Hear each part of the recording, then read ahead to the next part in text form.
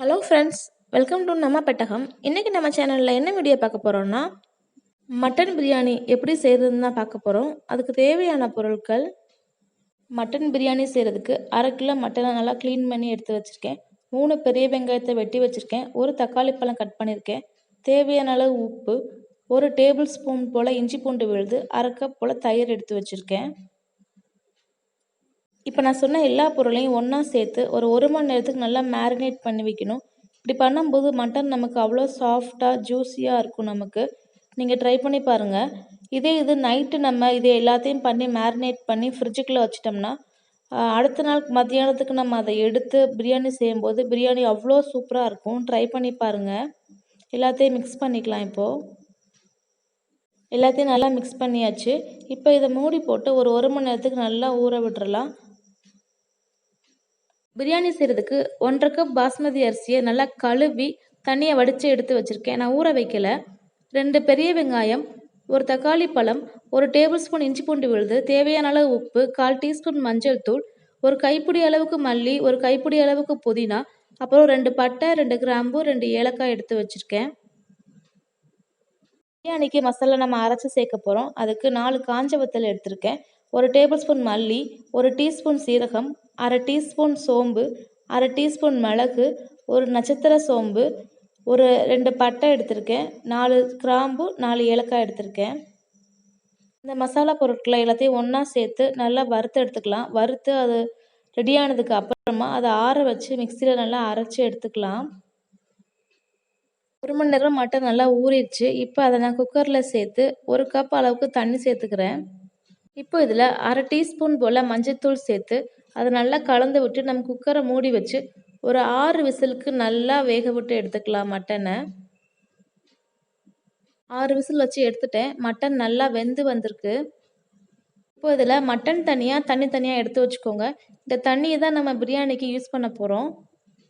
Stove on பண்ணி cooker heat ஆனதுக்கப்புறமா 2 table ஸ்பூனுக்கு எண்ணெய் ஊற்றிருக்கேன்.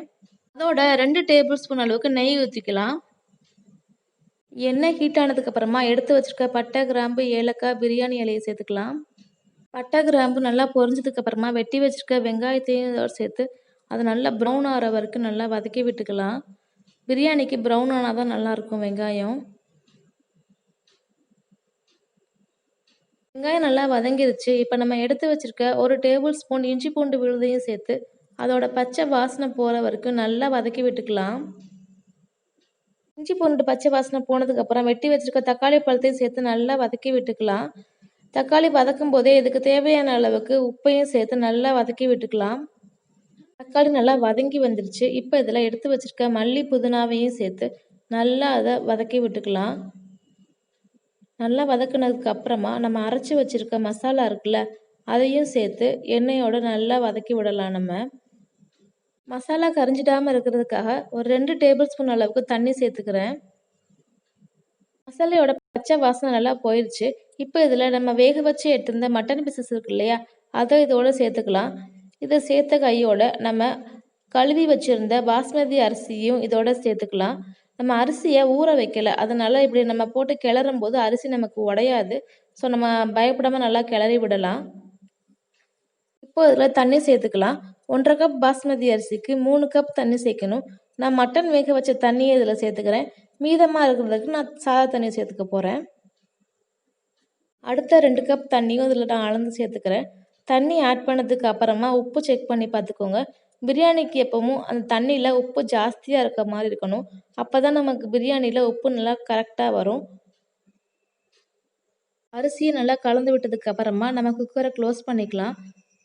குக்கர் க்ளோஸ் பண்ணிவிட்டு ப்ரெஷர் வந்ததுக்கு அப்புறமா வெயிட் போட்டுக்கலாம். ப்ரெஷர் வராமல் வெயிட் போடாதீங்க. ப்ரெஷர் வந்ததுக்கு அப்புறமா வெயிட் போட்டுட்டு ஒரே ஒரு விசிலுக்கு வச்சு எடுங்க. நம்ம பிரியாணி ரெடி ஆயிரும்.